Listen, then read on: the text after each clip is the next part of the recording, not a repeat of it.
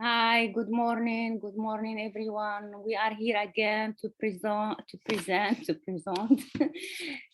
Sometimes my French kicks in, but to present our an aspect of our online course, Meet the Man Within, the Animus, your bridge to the self. So I am Bouchra Arbawi, a union analyst and artist, and with me here this morning is Mireille. Mireille. I also Jungian analyst, therapist, and coach, working with archetypes. Welcome everyone. So today, as you know, these videos, these podcasts are spontaneous. So we rely a lot on synchronicities. And for me, my synchronicity these last days was the start of my cyclus, of my menstruation cyclus. And I was observing myself and I realized I know this. I know that my consciousness really goes in tides and waves, and it relates to my hormonal and also my menstruation cyclus. And so what I would like to say in this is that it made me realize the connection that Jung made between there is always this movement of regression, that the libido regresses and it goes down, and literally as if it goes down, and it needs this regression. It's really a need. And sometimes in the modern society, we cannot use this regression. We always want to go forward, but there is a movement of really going down. There is this wave that retreats, and we need this retreat to again go somewhere and come back. So there is a rhythm. There is a rhythm to, if you see our podcast last time or our video last time, we talked about the loop and about the spiral. So there is, and to me, it was again, every time it's a new realization of this rhythm. So I leave it here for now and see how it develops. Yeah. Did I hear you correctly when you said it was the start of your menstrual cycle? Yes. Did you did you realize that on Friday was also the new moon, start of the new moon? Yes. Yes. So just because we're talking about cycles, it's a beautiful, this is exactly, I think, what we are talking about, that the individual cycle with the collective moon cycle can start to, or in phases probably, move in synchronicity or move together. And sometimes we get out of rhythm, even on a daily basis. But this just popped up now when you mentioned it, that when we are in this same movement flow, that's more the natural, or the non-regression, or there's regression in it always, but it's a more peaceful or doable, whilst when we are really going into regression, it can be painful. We can feel it in our body, and of course in a menstrual phase, what you mentioned, you also feel it in your body. I mean, it's literally something that happens inside the woman's body. And I just realized I placed this thing behind me, which now I realize looks like a full moon with the clouds. So with the cycle, I also had to think of the Ouroboros. The Ouroboros, the mythical, well, in Asian and in Greek mythology, it's a snake, or the dragon that eats his own tail. Also actually a sign of the continuous circle, but also the Ouroboros is the like like Eric Neumann in his 4 phase, that when we start, when we are born, the self and the Ouroboros, that which represents from a Jungian perspective the collective unconsciousness, are one, and then slowly the ego grows and we become more separate whilst wanting to remain complete. And yeah, this is what came up with me, and now I'm thinking, okay, and these cycles help us, I think, or I believe, to just like the moon, like your like our menstrual cycles. From it's the contraction, letting go, contraction, letting go, just like the moon. So we need the, I think last time you talked about the rituals, that's like a way to go about it, but we need them to evolve these movements. Yeah.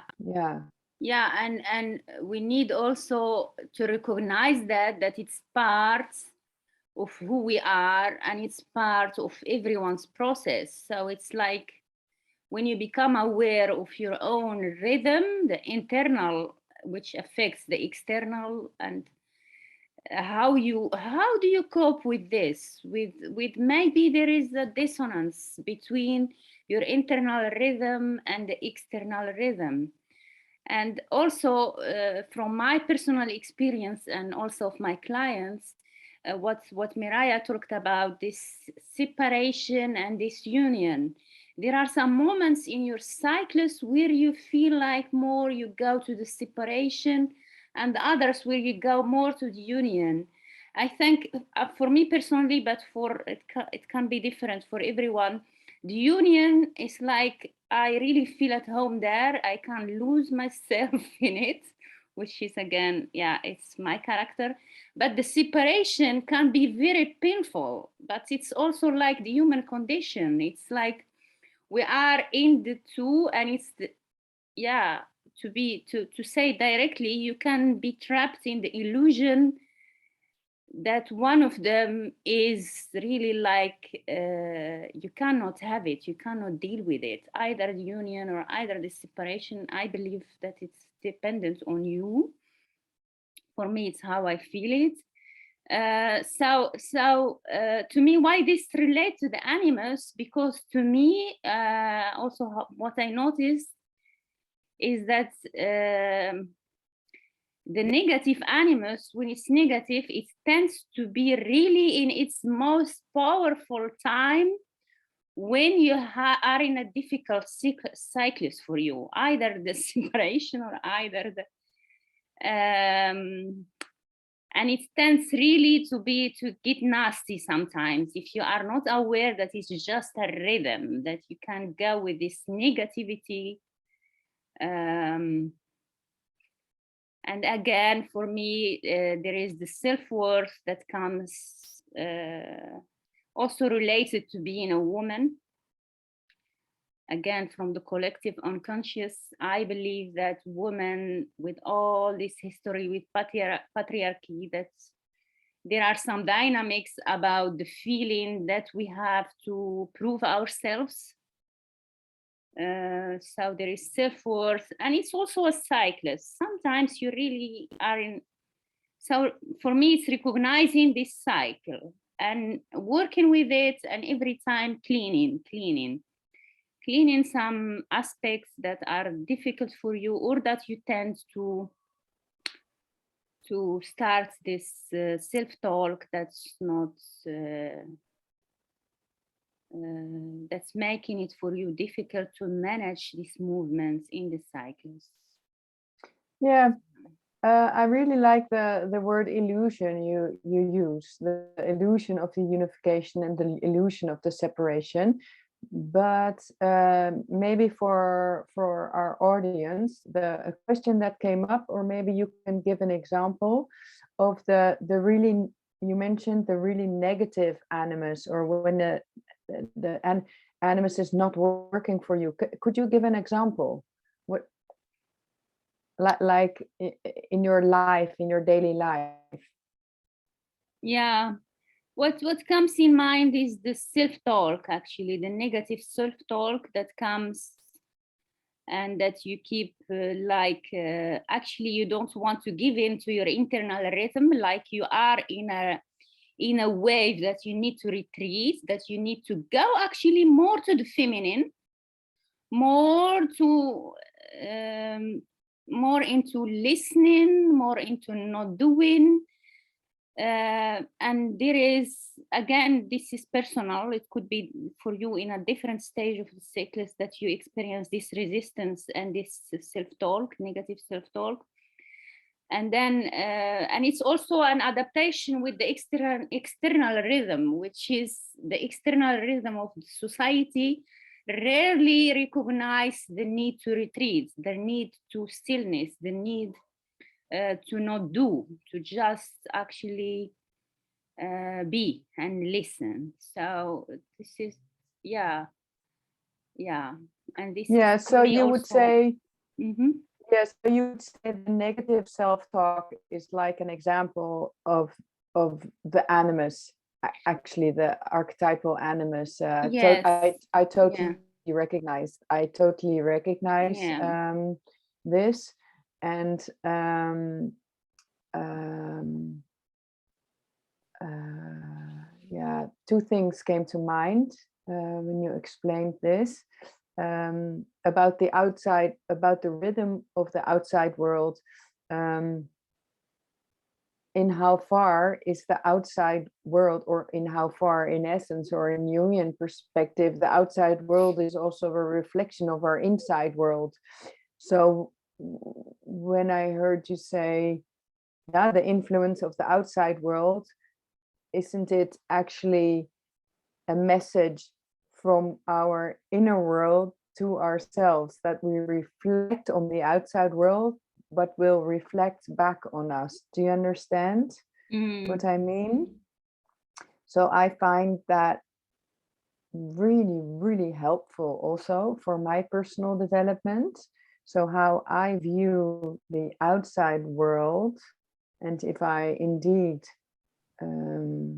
take the time and the space to reflect on it, to reach that deeper level, what it is actually trying to tell me or us individuals personally.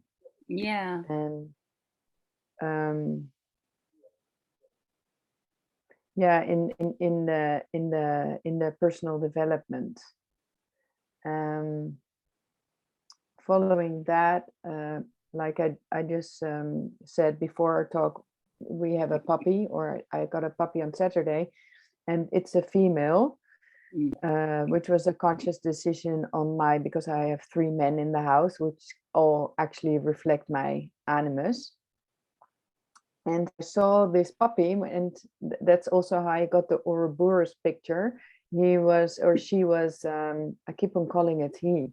It's also this well, Yeah. what does it want to say? Well, there we go. There's our animus. Mireille, the fourth one is in you, eh? The he is it's you. Yeah, it's me. I know, it's me.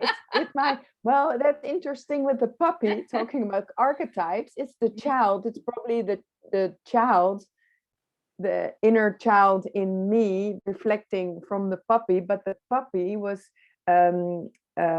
eating its own tail, which is of course the symbol of the Ouroboros, and of course the symbol of like Eric Newman drew it in his 4 phases. The first phase, the baby phase, that we are the ego and the self, and everything is total. Like there is no ego, or there's no consciousness. And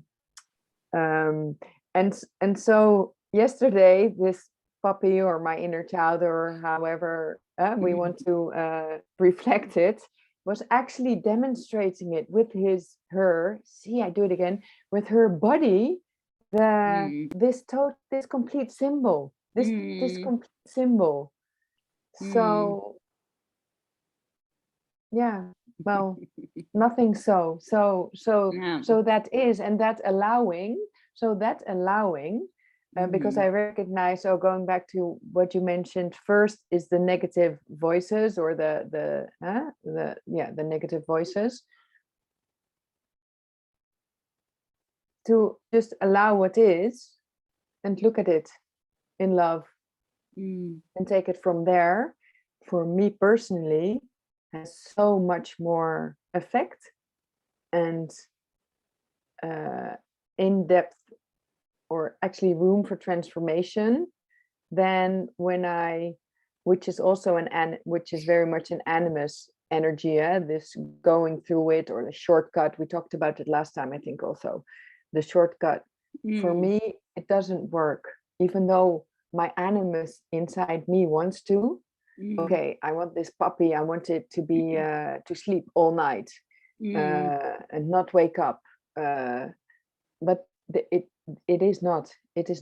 So it's a beautiful example of this regression progression, which you mentioned in the beginning of our talk. Yeah. I get a lot of other links that I would like to make, but maybe this video will be too. What do you think? We continue, or we keep it to another episode?